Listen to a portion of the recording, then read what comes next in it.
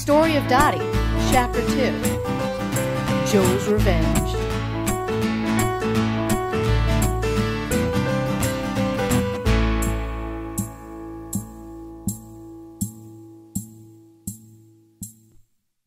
Previously, Kings Bob and Joe ruled over the kingdom of Four-Fourland. Each had 2 plots of land. Until one day, King Bob got greedy and decided to take some of Joe's land for his own projects. He couldn't do the job himself, so he hired a villager named Dotti to do it for him. But she was a good person, so she made a rule. She would only give her boss an additional half of what he was already worth. She waited until Joe went on vacation, and then went over to move his stuff. When Joe came home, he only had 1 piece of land left. Bob had 3! Okay, you're all caught up. Joe had finally had enough of Bob and his awful behavior, so he packed up his things and left Four-Fourland. And he moved to Four City.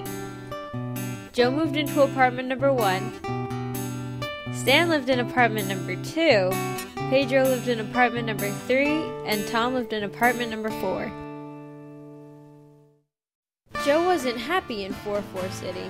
Remember, he used to be a king, with lots of stuff. And now he was in a tiny apartment, and all his stuff didn't fit in.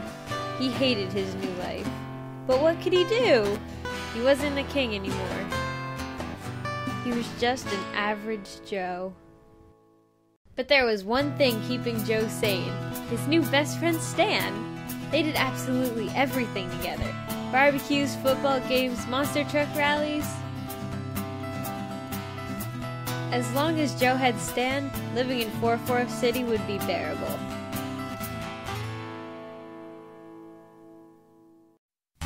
Things went along this way until one day, Stan fell in love and married a girl named Phyllis.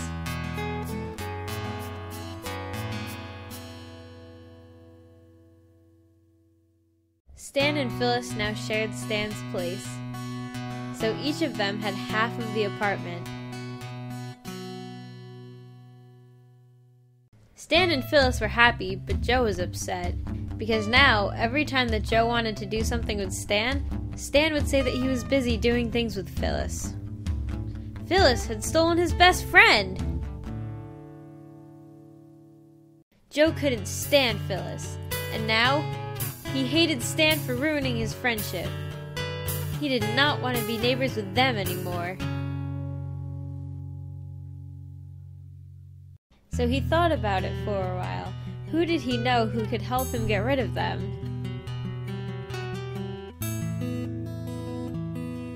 Then he remembered the little dot who stole his land and gave it to his brother Bob.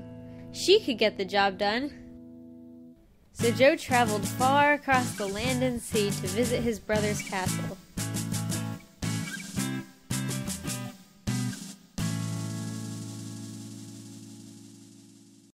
He found Dotti in the back by the pool. You were the one who took my land. I have no idea what you're talking about. Yes, you do, and if you don't help me, I will go to the police. Hold on now. Let's not be hasty. What do you want? I need you to get rid of my neighbor, now.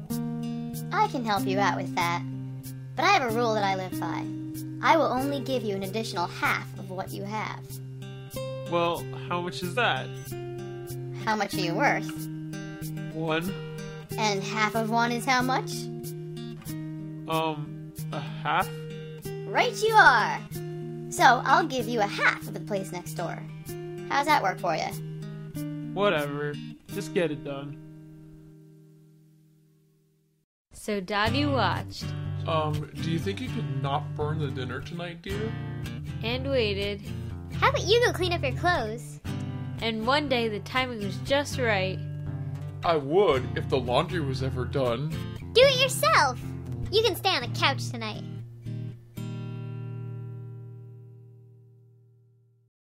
She snuck in.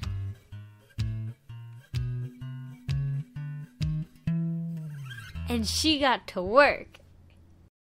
She removed Stan from the apartment.